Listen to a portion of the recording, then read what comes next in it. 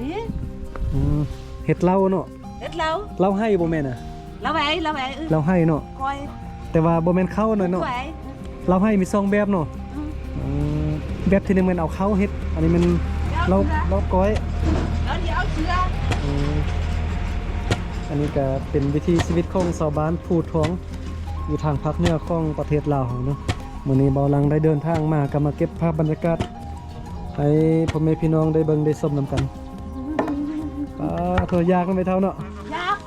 ด้นบ่ต่ำนี่จักชั่วโมงพอชั่วโมงบ่ แต่เช้า แต่เช้าโทก็ ตำแต่เช้า แต่เช้าพุ่นน่ะถือว่าไม่เท่าแข็งแห้งเด้เนาะ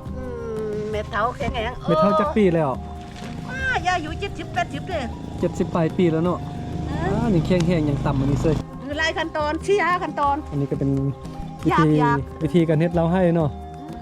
เอาไปตากติเดี๋ยวนี้นี่มักฟักทองภาษาไทยภาษาลาวเอิ้นมักอึนี่โอ้ฟัดอยู่ไก่เนาะเอามาเบิ่งวิถีชีวิตของชาวบ้านดุมันเด้อไม่เท่าเฮานี่70ปลายปียังเฮ็ดเวียกได้เซ้ย ถ้าเฮ็ดบ่มีคนเฮ็ด ลูกหลานไปใส่หมดแล้วไม่เท่า ลูกมีหลายเลยลูกคือ12 คน โทไม่เท่าเก่งแถมไม่เท่า มีลูก12คนเนาะว่าเก่งนะไม่เท่าเลยเบิ่งวิถีชีวิตของชาวบ้านไม่เท่ากำลังฟัดเห็ดเหล้ากอยเนาะ เราคอย มีแขกมายามห้อยามเฮือนก็เอาเหล้าสู่กิน อันนี้ก็เป็นแบบเอกลักษณ์ของพี่น้องชนเผ่ากะหมู่เอาเห็ดเหล้าให้เนาะเบิ่งมาสมกันแล้วบ่ แล้ว โอเคไปวันนี้ไม่เท่าไปก่อนแล้วโอ้มื้อนี้ถือว่าโชคดีเนาะมาเห็นไม่เท่าเฮ็ดแตงเหล้า โอ้นี่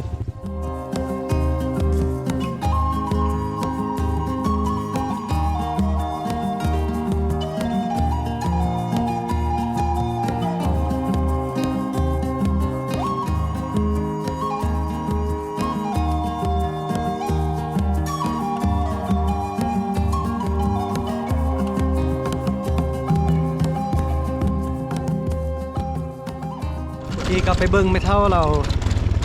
ตำเราให้หนึ่งว่าเป็นตำเข้าบ่แม่นนะตำเราให้เก็บเราให้เดี๋ยวขี่รถเที่ยวส้มไปนำกันเด้อพ่อแม่พี่น้องมาเบิ่งเฮือนซานบ้านซองของพี่น้องชนเผ่ากะมุอยู่เทียบดอยเทียบน้องเมืองอยู่เมืองหุนแขวงดมไสเนาะขึ้นดอยบัดนี้นะขี่รถลงมาทางด้านลุ่มนี่ก็มีอ่างเก็บน้ำเนาะอันนี้จะเป็นอ่างเก็บน้ำอยู่ที่หมู่บ้านภูทองนี่เนาะ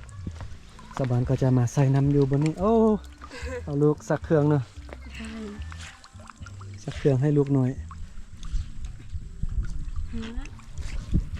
ก็ประมาณนี้เนาะทำอะไรอยู่ปลอมตัวคนนี้ไม่เท่ารู้ภาษาไทยไหมรู้ภาษาไทยไหมฟังภาษาไทยออกไหมขจางขเนืองไม่รู้ไม่เท่าดูหนังไทยไหมเคยดูหนังไทยไหมละครไทยอยากแปลแล้วเนาะอยากขเนืองเนาะอยากได้เนี่ยไม่รู้ภาษาไทยบอกภาษาลาวซะนะภาษาลาวลมฮู้ติพาดขเนืองหนึ่งแต่กะมุยายดำมือกรุงเทพยายกรุงเทพก้อนโอ้ทางเฮ็ดกรุงเทพยอกไม่เท่าก้อนโอ้ทางเฮ็ดกรุงเทพนี่แน่บ่ยอกไม่เท่าเฮาคนลาวเหมือนยอกยังว่าคนลาวบ่ยอกไม่เท่าซื่อๆคนลาวลองเว้าภาษาไทยเบิ่งไม่เท่าจิฮู้บ่อยู่เมืองหุ่นอีไทยอีเนืองอีก็จะตอบไม่เท่าก็มักเบิ่งเรื่องไทยตินังเรื่องไทยบ่เองก็ทำหมดแปลหมดกันไม่เท่าเปลี่ยนฝั่งในหู้เนาะแต่เว้าบ่ได้เนาะทดลองเบิ่งปลอมตัวเป็นคนไทยมาลมไม่เท่าไม่เท่าคันเนืองนะงงเนาะไม่เท่าให้ยังอยู่เดี๋ยวนี้แตงเมื่อลองกินน่ะตาหงอตักเข้าเนาะบ่เฮ็ดเหล้าให้บ่ตำเข้าอ่ะเด้เฮ็ดติคอยผู้หงอมื้อนี้เฝ้าเฮือนเนาะครบละเยี่ยมมาเท่าไม่เท่าคิดว่าโอ้เมื่อคนไทยโอ้เรายังคนไทยไม่เฮ็ดยกไม่เท่า เบากำลังทดลองปลอมตัวเป็นอันคนไทยเบิ่งว่าไม่เท่าจะฟังเข้าใจหรือบ่ไม่เท่าว่าบ่ฮู้ไม่เท่าเสื้อเนาะว่าเบากำลังเป็นคนไทยที่จริงก็เป็นคนลาวอยู่เมืองเดียวกันอีก ยอกกันเนาะพ่อเท่าเนาะไปใส่ก็ยอกกันเล่นม่วนเมื่อกี้ก็ปลอมตัวเป็นคนไทยเป็นลมไม่เท่าเสื้อแท้เสื้อว่าเบากำลังเป็นคนไทย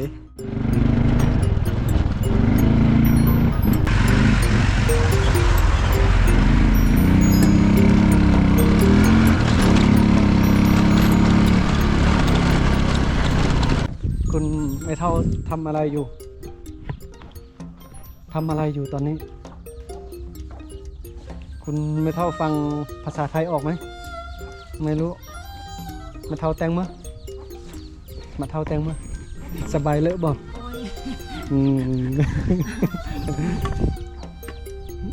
ไม่เท่าตำเราให้อันนี้ไม่เท่าเฮ็ดเราให้เนาะเป็นเราให้ก็เป็นเราแบบประจำของพี่น้องชนเผ่ากะมุนะเป็นฮิตของเนาะเป็นเอกลักษณ์ไม่เท่าคิดว่าค่อยเป็นคนไทยตื้อ ค่อยเป็นคนลาวปลอมตัวเป็นคนไทยมาห้าไม่เท่างงเลย ไปทางใดก็เห็นแต่คนเฮ็ดอันเล่าให้นะช่วงนี้นะอันนี้กบเอ็ดอจิตำใส่นี่ตำวันนี้ตำมั้งเนาะ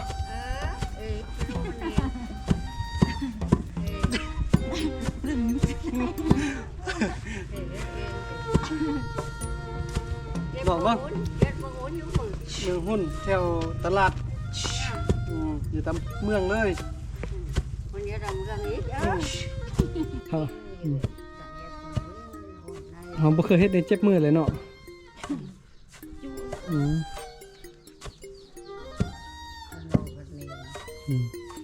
นี่มือกองฮะ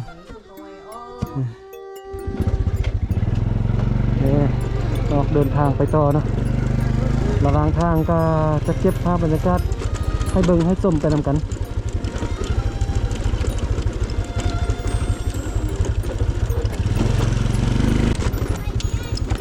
เดี๋ยวเมื่อกันนะไปใส่โยงเงียนไก่บ่โงเงียนนะอยู่ทางได้อันนี้เปทุกไปโงเงียนทุกไก่เนาะเบิ่งนำได้บ่8 เอ็ด8 เอ็ดอ้าวมาดิ โอ้เด็กน้อยนะ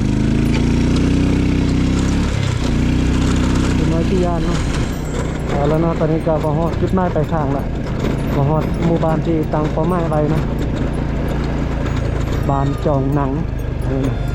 ที่ทางเมืองหุ่นค่อยดมใส่เนาะ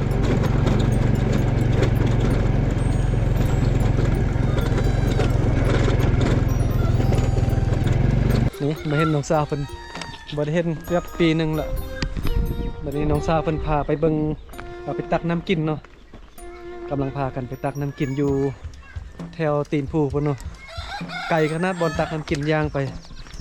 เป็นน้ำห้วยธรรมชาติเนาะไปตักเอามาไว้ใส่ไว้กินแต่ว่าตอนนี้บรรยากาศยังห้าก็ฮอต3 โมงยังเนาะแต่ว่าฟ้ามืดละอากาศหนาวแล้วอยู่ดอยอากาศหนาวอย่าว่าเด้มื้อนี้ฝนตกตึม ฝนตกนี่ได้อยู่นี่แหละมื้อนี้นะเบิ่งตอนนี้ยางมาจิฮอตบ่นั่น ตักน้ำนะพุ่นเนาะบานอยู่พุ่นยางมาบักไกล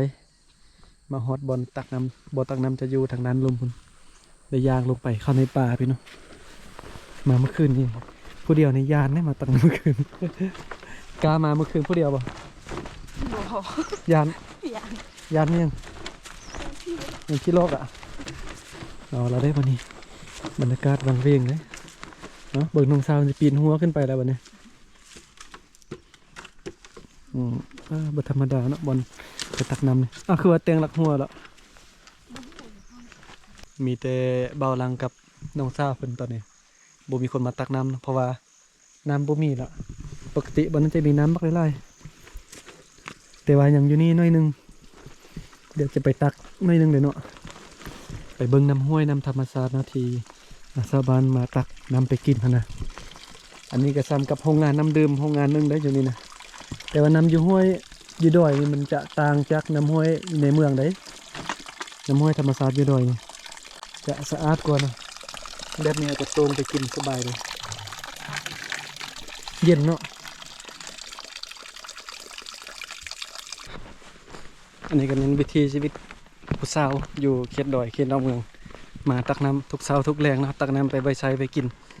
เมื่อกี้ก็เป็นน้ำห้วยธรรมชาตินะไล่มาแต่เพื่อนได้จอมพูพุ่นนะแล้วก็ไปตักมานะบ่ต้มเลยกินได้บ่ต้มกินก็ได้เนาะ กินได้ ถ้าว่าไม่น้ำกอกได้ต้มก่อนกับประมาณนี้เนาะเรื่องน้ำอยู่ธรรมชาติน้ำดื่มน้ำธรรมชาตินี่นะโอ้บ่าวลังก็ลืมแบกน้ำให้ผู้สาวเลยเมื่อกี้จนมาฮอดกลางบ้าน จากนั้นจีมีคอมเมนต์ว่าเป็นหยังคือโบ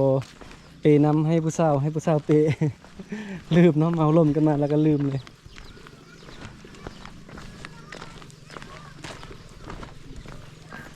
เมื่อกี้ก็ไปตักน้ำเนาะผู้สาวพาไปเบิ่งบอลตักน้ำแล้วก็มาตอนนี้ผู้สาวเพิ่นว่ากำลังดังไฟนึ่งข้าวที่บัดนี้เฮ็ดเวียกเฮือนนะตอนนี้โอเคนะเมื่อกี้ก็ไปเบิ่งผู้สาวเพิ่นพาไปเบิ่งบอลตักน้ำกินแล้วก็ตอนนี้น้องสาวเพิ่นกำลัง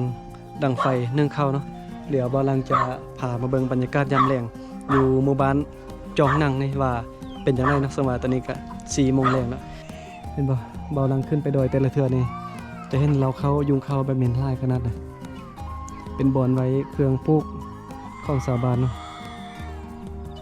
ว้าวิวงามขนาดบ้านนี่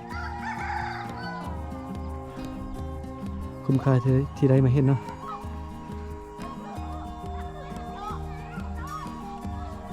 เบาลังมาหมู่บ้านแห่งนี้เป็นเทื่อที่3แล้วที่ว่าได้มากเนาะหมู่บ้านแห่งนี้ก็อยู่ไกลจากตัวเมืองนะอีกอย่างเส้นทางเส้นนี้ก็สบายว่าสามารถไปฮอดเมืองนาเลไปฮอดแขวงลวกน้ำถาพุ่นนะเพราะว่าจะขี่รถไปตามเส้นทางแล้วก็นำลักเสาไฟฟ้าไปน่าจะฮอดนะแต่ว่าเบาลังก็บ่เคยไปจักเทื่อบ่ฮู้ว่าจะไปได้หรือบ่ก็อยากไปอยากลองเบิ่งเนาะแต่ว่าเส้นทางที่บ่ลืมไปบ่เคยไปก็บ่ลืมทางก็ยานเนาะมื้อค่ำมื้อคืนแบบนี้นะเฮ็ดเวียกแล้วเนาะนึ่งข้าวคั่วกินแล้วเฮ็ดหยังกินมื้อแลงนี่ไปสดนี่ ยังบ่ทันคั่วกินแต่ว่านึ่งข้าวแล้วเนาะครบละเยี่ยมครบละเยี่ยมแต่ว่าขอบใจ